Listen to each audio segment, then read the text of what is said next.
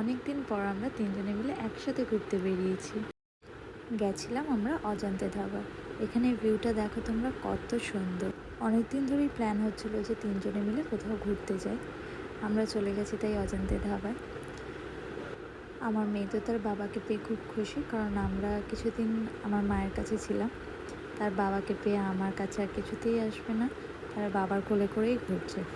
খুব খিদে পেয়েছিল, বাড়ি থেকে কিচ্ছু খেয়ে বেড়ায়নি, কারণ আমাদের খেতে যাওয়ারই প্ল্যান ছিল।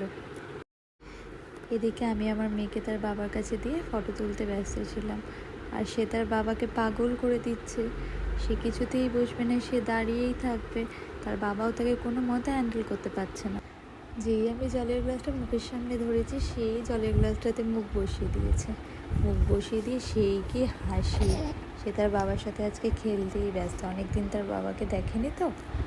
সামনে ফোন ধরলেই মুখের অঙ্গি ভঙ্গি একদম পাল্টে যায়, কখনো চোখ বড় বড় করে তো কখনো জিভ বার করে। আজকেও তার বাবা তাকে পেয়েও বড্ড খুশি। মেয়ের সাথে সেও খেলতে ব্যস্ত। এদিকে মেয়ে তো এখন রঙিন জিনিস দেখলেই সেটাকে ধরার জন্য ব্যস্ত হয়ে পড়ে। ওর বাবার ঘড়িটাকে নিয়ে কি খেলা করছিল। খাবার চলে এসেছিল, ওর বাবাকেও কিছুতেই খেতে দিচ্ছিল না। সে খাবারটা ও খাবে, এখন আমরা যা খাই ও সেটাকে দেখলে ও খেতে চায়। ওর বাবা ওর সাথে কি কথা বলছে, ও হেসে চলেছে। এবারে আমি খেতে বসেছি, ওর বাবার কাছে আবার চলে গেছে, কারণ কোনোভাবেই আমাকেও খেতে দিচ্ছে না। এখন করে ও কেন জানি না একদমই বসতে চায় না, সারাক্ষণ দাঁড়াতে চায়। কোলে বসলেই ও এত ইরিটেট ফিল করে, ও সবসময় দাঁড়িয়ে থাকবে। এবারে আমরা কি কি খেয়েছি তোমাদের সাথে শেয়ার করি। আমরা নিয়েছিলাম ফিশ আজফানি টিক্কা, মাটন কিমা পরোটা, আর নিয়েছিলাম আমরা মাটন কাবাব। ওখানে গিয়ে প্লিজ তোমরা কেউ মাটন কাবাবটা ট্রাই করো না, কারণ কোয়ালিটি একদমই বাজে। আর ইনি শুধু খুঁজছে যে কোনটা ধরতে পারলে একটু ভালো হয়। এখন করেও আবার সব কিছু ধরতেও চায়। আমরা কোক অর্ডার করেছি, কোকের গ্লাসটা দেখে ও তো সেটা নেবেই,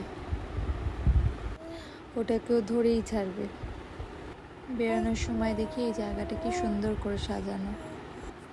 জায়গাটা কিন্তু বেশ আমার ভালোই লেগেছে। সন্ধ্যের সময় বাইরের ভিউটাও খুব সুন্দর লাগছিলো। অনেক দিনই এই দিকটাতে আসা হয়নি। আমরা বিয়ের আগে শ্যুট করেছিলাম, প্রি ওয়েডিং শ্যুট, আমরা কিন্তু এখানেই করেছিলাম। এই জায়গাটাতে গিয়ে আরও একবার সেই কথাটাই মনে পড়ে গেল। মেয়েরা মনে হয় সত্যিই তার বাবাকে সবচেয়ে বেশি ভালো বোঝে। কী করে বোঝে সত্যিই জানি না, তার বাবার কাছে থাকলেই সে মনে হয় সবচেয়ে খুশি। এই যে ওকে নিয়ে আমি একটুখানি নেচে নিলাম। এবার আমাদের বাড়ি যাওয়ার পালা।